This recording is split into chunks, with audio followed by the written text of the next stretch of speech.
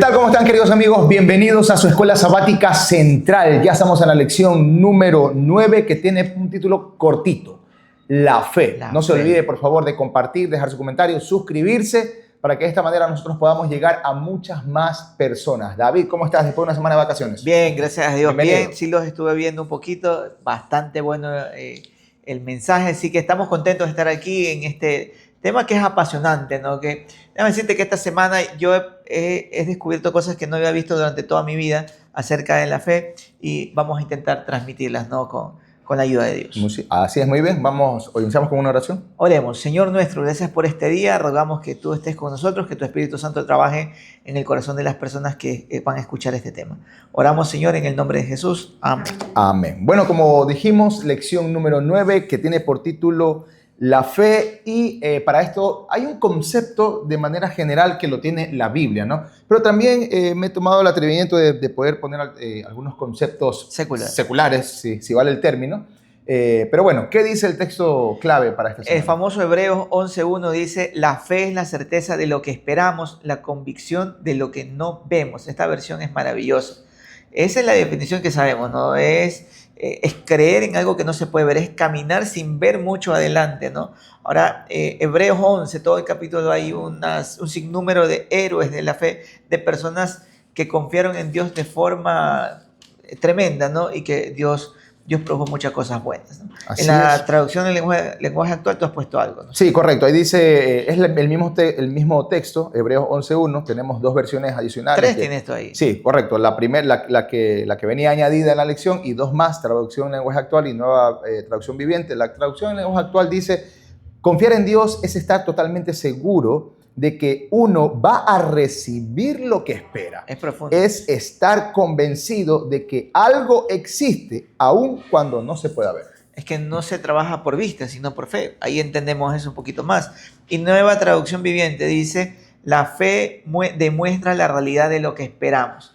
Es la evidencia, me gusta esta palabra, de las cosas que no podemos ver. Porque hay muchas cosas que nosotros podemos ver. De hecho, la lección dice es como el wifi, ¿no?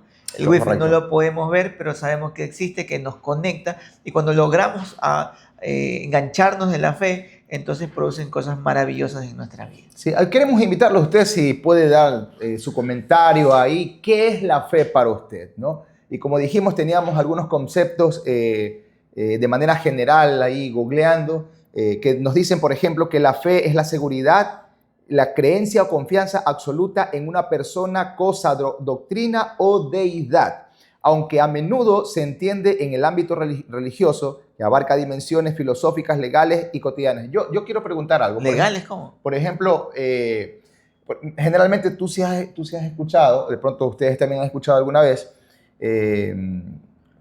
por ejemplo, mi hija tiene una presentación, ¿ok? Tiene una presentación, una exposición en la escuela. Entonces nosotros podemos decir: no, yo tengo fe que ella va a salir bien. O generalmente también, hablando en el ámbito futbolístico, ¿no? Deportivo, tengo fe en mi equipo, ¿no? De que va a salir bien. Entonces, ¿cómo podemos hacer ese relacionamiento con respecto a la fe de la cual vamos a hablar ahora, que tiene que ver con el aspecto espiritual, si se podría decir, con el hecho de lo cotidiano, de lo que la gente habla generalmente? Dice, por ejemplo, yo tengo fe en mi equipo. Entonces, ¿cómo podemos compaginar eso? Yo te lo puedo explicar con un ejemplo, ¿no? Mi esposa, ella durante la mayor parte de su vida fue profesora de ballet. Y ellos tienen un paso, los balletistas, tienen un paso que se llama el salto de la fe.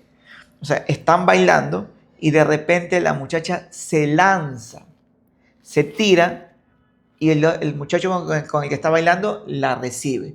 Pero la muchacha se lanza de tal manera que ella no lo mira al muchacho, no sabe si lo va a agarrar, pero ella confía en que lo va a sostener. Esto, trayéndolo al ámbito espiritual, es que si nosotros tenemos una información de Dios, nosotros nos lanzamos al vacío muchas veces caminando, nos pasa esto en nuestras vidas, estando seguros que ahí está Dios que nos va a sostener. Ahora, esto es bonito decirlo, pero ponerlo en práctica a veces cuesta, ¿no? Ahora, yo tengo una pregunta. Creo que está después, pero Dios nos ha dejado evidencias para que podamos tener no una fe ciega, sino una fe con evidencias. Claro, exactamente. De hecho, la lección resaltaba el hecho de que, por ejemplo, el pueblo de Israel ¿no? Ahí cuando estuvo con Moisés, no tenían como que pruebas contundentes, escritas o historiales de lo que de pronto pudo haber hecho Dios. Pero nosotros tenemos esto, ¿no? Entonces aquí, usando tu palabra, tu término, aquí están las evidencias que nos muestran, que nos permiten creer en algo aunque nosotros no lo vivimos. Y lo interesante de todo esto es que muchas veces nosotros de pronto también podemos decir que tal vez quiero una prueba, ¿no? Porque si yo hubiera visto el mar rojo que se abrió, si yo hubiera visto el maná, si yo hubiera visto, entonces Tenemos más evidencia. yo podría creer, dice, pero incluso esa misma gente que vivió propiamente esos eventos. Quería otra evidencia. Exactamente, tenía la evidencia Pero ahí, literal, pero aún así decidieron incluso algunos no creer en Dios porque se volvieron a dioses ajenos, ¿no? Eso nos toca a nosotros cuando todos hemos pasado en algún momento una situación difícil, pero Dios nos ha ayudado, nos ha vencido y tenemos la tendencia de nuestra naturaleza pecaminosa a olvidarnos cómo Dios nos ayudó en el pasado. Entonces comenzamos a sufrir en el presente. Y esto tengo que repetírmelo todos los días, o sea, y tiene que ser una decisión, no un sentimiento, como diría también la lección. Avancemos porque nos vamos a quedar... Correcto, sí, esto, exactamente. Bueno, bonito. solamente teniendo en cuenta esto, si quisiera resaltar algo, dice Deuteronomio 8:2, y te acordarás de todo el camino por donde te he traído, donde te ha traído Jehová tu Dios estos 40 años en el desierto para afligirte, para probarte, para saber lo que había en tu corazón, si habías de guardar sus mandamientos. Para resumir, para nosotros de una otra manera poder fortalecer nuestra fe, poder desarrollar, debemos de recordar lo que Dios ha hecho por nosotros en el pasado. Y Amén. De esta manera recordaremos obviamente y fortaleceremos nuestra fe. Bueno, como esta primera parte, nosotros somos generadores de fe, nosotros automáticamente podemos... Y esto a mí me volvió la cabeza porque muchas veces Jesús dice, tu fe te ha salvado, es por tu fe. Pero realmente en mí yo soy un generador de la fe, yo produzco fe, yo fabrico fe. ¿No? ¿Qué dice Romanos 12:3? Digo pues, por la gracia que me es dada, a cada cual que está entre vosotros, que no tenga más alto concepto de sí que el que debe tener, sino que piense de sí con cordura, conforme a la medida de fe que Dios repartió a cada uno. Romanos 12:3 está diciendo que Dios es el que reparte la medida de fe conforme a como Él piensa, no nosotros. Esto me da mucha tranquilidad porque a veces yo digo, yo no tengo tanta fe. No, es que Dios me da la fe. Ahora, Efesios 2:8-9 dice, porque por gracia sois salvos por medio de la fe. Y asegure, concreta, dice, y esto no de vosotros. ¿Qué no es de nosotros? La fe. No es nuestra fe. Pues es don de Dios. Don se puede traducir como regalo, sino no por obras para que nadie se gloríe. O sea, claramente, hasta ahora entendemos que nosotros no somos quien generamos la fe, sino Dios es el que nos da la medida de la fe. Ahora, dice otro versículo que la fe se acrecenta por el oír. ¿Y qué el oír? El oír de la palabra de Dios. El oír de la palabra Seremos de Dios. Más adelante. Sí, lo que sí de pronto quisiera entender un poco, porque Entiendo, sí me llama la atención, por ejemplo, lo siguiente, que dice, por ejemplo, en Romanos 12:3, digo pues, por la gracia que me es dada a cada cual que está entre vosotros, que no tenga más alto concepto de sí que el que debe tener, sino de que pienses de sí con cordura, conforme a la medida de fe que Dios repartió a cada uno. Sí. Entonces, o sea, la pregunta es, quiero entender esta parte, de pronto usted en los comentarios también nos puede ayudar. ¿Qué quiere decir esto? O sea, Dios decide si a ti te da, por poner una medida, 50% de fe, a mí me puede dar 30%, a otros les puede dar 100%. Entonces, quiero entender, ¿cómo podemos entender esta parte? Para mí fue un poquito difícil entenderlo. Correcto. Realmente pienso que Dios nos quiere dar una gran medida de fe. Pero por eso en el Evangelio dice, su fe fuese como una semilla de mostaza, podrías mover una montaña, ¿no? Ahora, nosotros somos los que no pedimos la fe. Nosotros somos los que no queremos tener fe. Y yo pido fe, Señor, acrecienta mi fe, pero lo que me viene no es fe, sino me viene un conflicto, un problema, una situación difícil en la que tengo que ejercer fe. Y a medida que yo, si tengo ese problema, entonces yo puedo ejercer la fe y decir, yo confío en ti, Señor, aunque no esté viendo, entonces tengo más fe que Dios me da. Pero no es que yo produzco fe, yo no puedo producir fe, Dios me da la fe. Y creo yo que me da fe incluso como yo quiero, la cantidad que yo quiero, pero no como mágicamente, sino Dios puede colocar en mi camino alguna dificultad en la que tengo que ejercer fe para Dios. No sé si me hice Sí, entender. sí, correcto. Básicamente podríamos entender que Dios proporciona la fe en nuestras vidas de acuerdo de pronto a nuestra necesidad o a lo que estemos atravesando. Porque, por ejemplo, de pronto podemos estar atravesando un problema muy, muy pequeño y basado en eso de pronto Dios nos proporciona la fe que dice en este caso Romanos. Y otra persona puede estar pasando un problema muy grande y Dios puede proporcionar un poco más de fe, ¿no? Entonces, no sé, de pronto se podría Mira, yo te entender de digo, esa manera. yo eso entiendo bastante con mis hijas. Tengo dos hijas pequeñas, dos mujercitas, y estas niñas, tenemos una piscina, ¿no? Y se tiran al agua, mi hija chiquita de 3 añitos, se tira creyendo que su padre la va a alcanzar, porque yo estoy ahí. Entonces, ella se lanza sin miedo. Ahora, es interesante porque cada vez que ella se lanza y yo la cojo, que se quiere lanzar de una parte más alta. Ahora yo tengo miedo, pero no, ella no tiene miedo. ¿Por qué? ¿Por qué se lanza de una parte más alta? Porque ya aprendió que yo la voy a coger cuando ella se lanza de una parte más pequeña. Entonces, mi fe crece Crece. a medida que yo la ejercito, que yo hago el ejercicio de ponerla en práctica cuando tengo la dificultad. Así es. Muy bien, vamos con la siguiente parte que tiene que ver con si la fe se basa en evidencias o siempre tiene que ser una fe ciega. Y esto de pronto podemos estar respaldado en el libro de Juan, capítulo 20, versículo 29. Jesús le dijo, porque me has visto, Tomás, creíste. Bienaventurados los que no vieron y creyeron. Eso es bastante profundo, ¿no? Porque Es enérgico. sí, por supuesto, porque de una otra forma, imagínate, los discípulos estuvieron ahí junto a Jesús y Jesús les anticipó todo lo que iba a suceder, Y les dio ¿no? evidencias. Y les dio, obviamente, les dio evidencias y vemos claramente cómo, esta es la historia en este caso de Tomás, en donde estaba con el tema de los hoyos, ¿no? De las cicatrices, las heridas de Jesús. No solamente porque viste, creíste. No, bienaventurados los que no vieron y creyeron. Pero bueno. Pero yo te digo algo, antes de salir de Tomás, ¿tú crees que Jesús rechazó a Tomás por esto? No, por supuesto que no. ¿No? No. ¿No? ¿Y qué nos enseña a nosotros eso? De una u otra manera podemos aprender el hecho de que, ¿cómo podríamos decir? Es que no nos desecha Jesús. Exacto, de que, no nos de que el Señor está dispuesto a ser pacientes con nosotros en ese aspecto. Tremenda ¿no? Paciencia. Tremenda paciencia, correcto, para que de esta manera darnos la posibilidad de irnos adaptando, de ir creyendo más y más. Y como lo dijiste tú a su momento, de ejercitar nuestra fe para que de esta manera se vaya haciendo mucho más. ¿Qué sería la vida después de Tomás, después de ese evento? Sin duda alguna, pues, un hombre que totalmente creía firmemente y sin duda alguna su fe y la respuesta es, ¿se basa en evidencias? Como dice la canción. Así, hay un cantito. Veníamos ahí con mi esposa en el carro cantando, justamente acordándonos de ese canto en el campamento de Veranda hace muchos años. Fue un tema, un canto lema de ese campamento.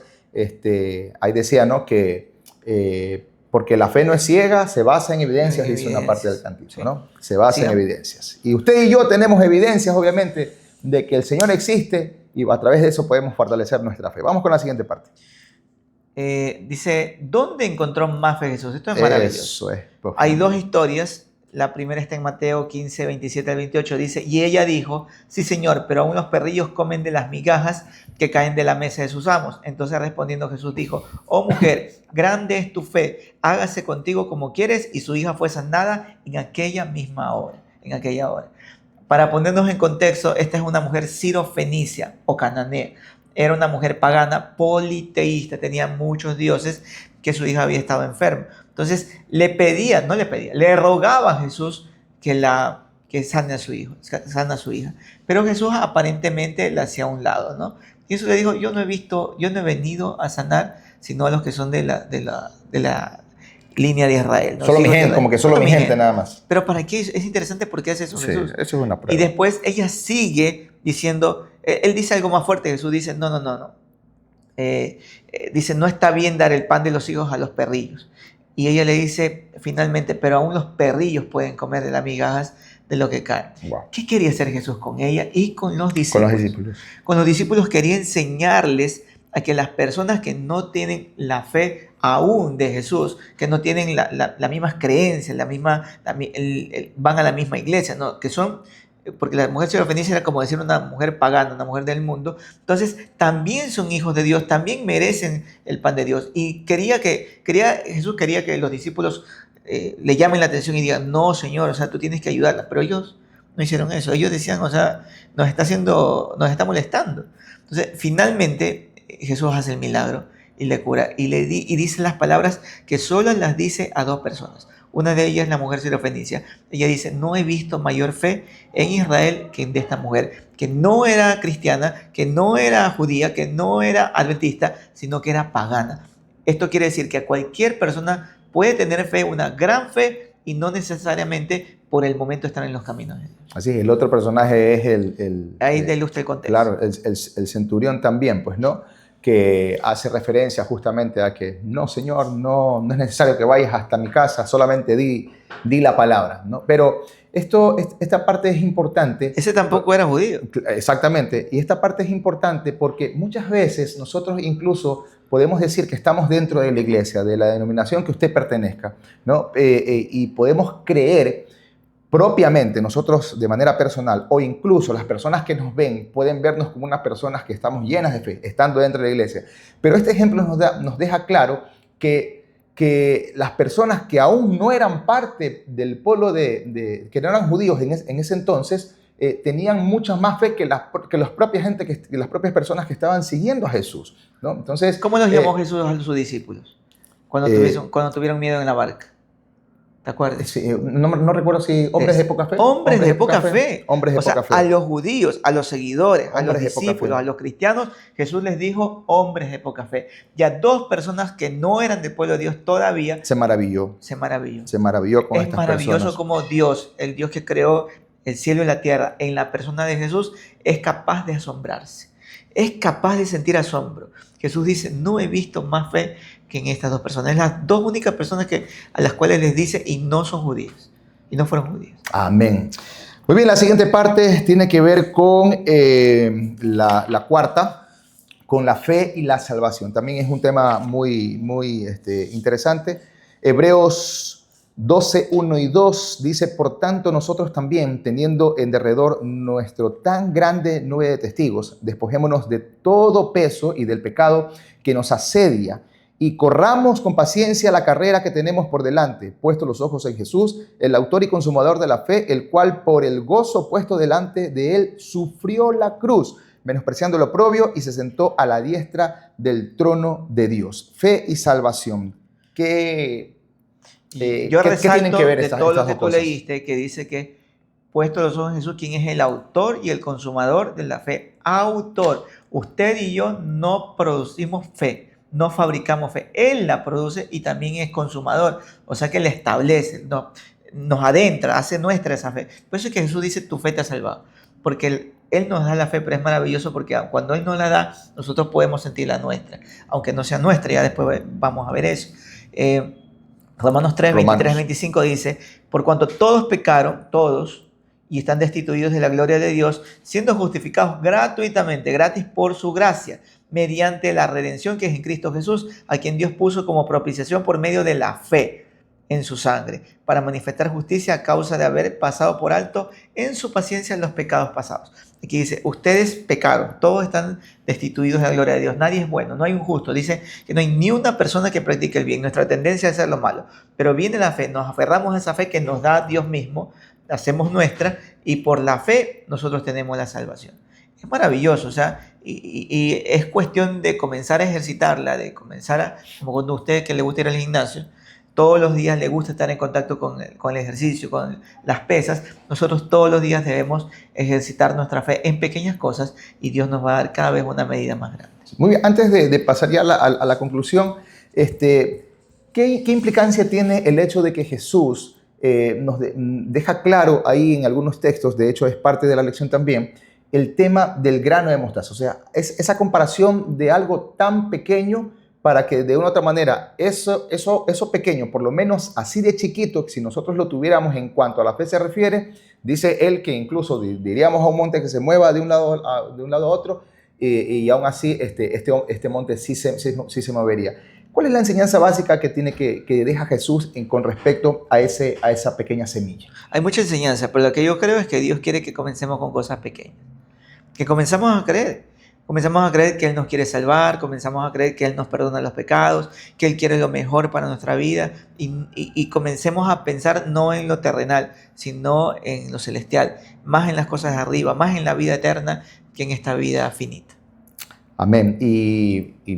Y Jesús deja claro ahí ese punto, ¿no? Que siendo una semilla tan pequeña, llega a ser, ¿no?, una de las más grandes de las hortalizas, un árbol grande para que incluso pajarillos hagan sus nidos. La enseñanza de manera general también podríamos decir que algo tan pequeño puede crecer. Tu fe, nuestra fe, que el Señor siembra en nuestros corazones, tiene la capacidad de crecer, pero ese crecimiento tiene que ver con la entrega y la disposición que nosotros tengamos a través de nuestros pensamientos, nuestros corazones, la entrega de nuestra vida en las manos del Señor para que sea Él quien nos ayude a ir fortaleciendo y que nuestra fe se vaya acrecentando. Amén. Última parte. La fe y las dudas. Maravilloso. Esta cuestión tampoco la había entendido bien. ¿Pueden coexistir? ¿Será el caso que la duda es contraria a la fe? Mira que dice en Marcos 9:24. Inmediatamente el padre del muchacho clamó y dijo: creo, ayuda a mi incredulidad. ¿Cuál es el contexto? Había un señor que tenía un hijo y este estaba endemoniado. Y le dice a Jesús que lo sane, que lo cure. Pero ¿sabes qué? Lo interesante es que le dice ejerciendo confianza, pero no fe, porque él dice, creo, pero ayuda a mi incredulidad. Está diciendo, quiero creer, pero ayúdame. Y Jesús se maravilla de esto y enseña a través de este padre cómo él, a pesar de que no tenía fe, estaba entregando en las manos de Jesús de Nazaret, quien hacía milagros y quería creer en él. Yo esto lo ejemplifico mucho con mis pacientes. Yo tengo pacientes y pacientes. Hay pacientes que vienen y me dicen, uy, yo solo con verlo estoy bien. Eso es fe. Es fe. Pero hay otros pacientes que vienen y me dicen, y yo les explico con detalle la receta, y les digo esto, vamos a hacer esto, tiene esto, le hago dibujitos, croquis y todo, y me dicen, ¿y si no se mejora? Así con una angustia, ¿no? Y si no se mejora, pero yo le digo, pues primero le dé la receta y después veamos si no se mejora. Entonces, hay gente que quiere creer, que está deseosa de creer, pero que aún no tiene la evidencia.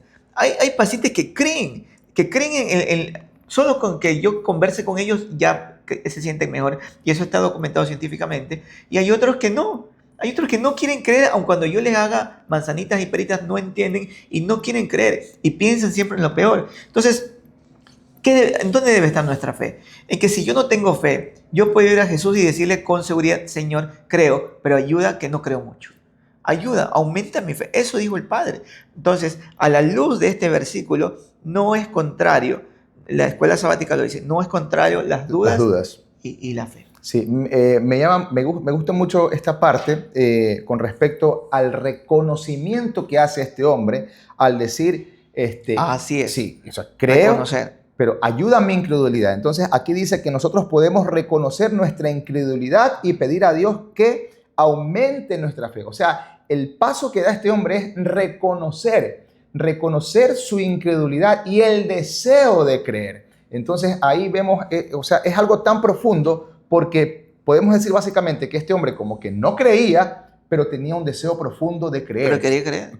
Exactamente. Entonces, desde ahí empieza el hecho de poder permitir que nuestra fe se vaya acrecentando mucho más.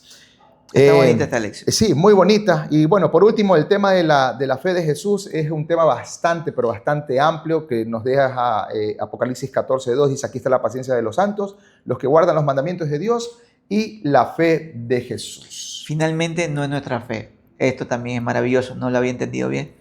No es nuestra fe la que nos salva, es la fe de Jesús. A veces creemos que Dios nos salva porque tenemos una gran fe, ¿no?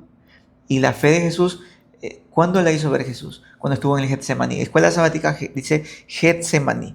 En Getsemaní Jesús no entendía, tenía tanto miedo de separarse de su padre, que le dijo a su padre que pase la copa de vino sin que él la beba.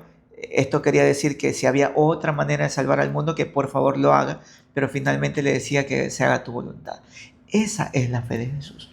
La fe de Jesús que quiere imprimir, que quiere tatuar en nuestra vida Jesús, en usted, en Lionel, en Joana, en los chicos, en nosotros para que podamos tener esa fe, la de Jesús que lo llevó incluso a no ver bien qué podía pasar después, pero a caminar no por vista, como dice 2 Corintios 5:7, sino por fe, que es confiar en lo que no podemos ver.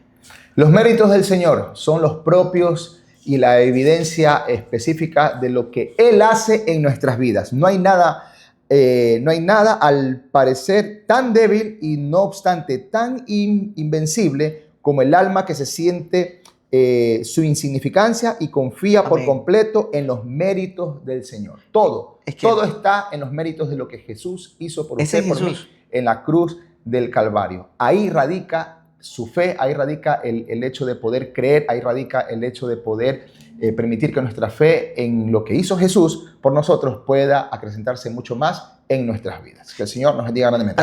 Y esa es la característica de la gente del tiempo del fin. O sea, tendrá la fe de Jesús. No significa que tendrá el estudio de escuela sabática de fe. No, tendrá esa fe, esa confianza en Dios como la que tuvo Jesús en el Getsemaní. Muy bien. Que el Señor nos bendiga grandemente y vamos a despedirnos con una oración. Oremos. Padre bueno que moras en los cielos, Señor bendito, pedimos tu dirección, tu guía y te agradecemos por este tiempo que nos has permitido tener para poder compartir con las personas que nos ven en estos momentos. Pedimos que también nos bendigas grandemente y que nos proporciones la fe que necesitamos en nuestras vidas. Oramos en el nombre de Jesús. Amén. Amén. Nos vemos en la próxima lección. Bendiciones. Chao, chao. Chao.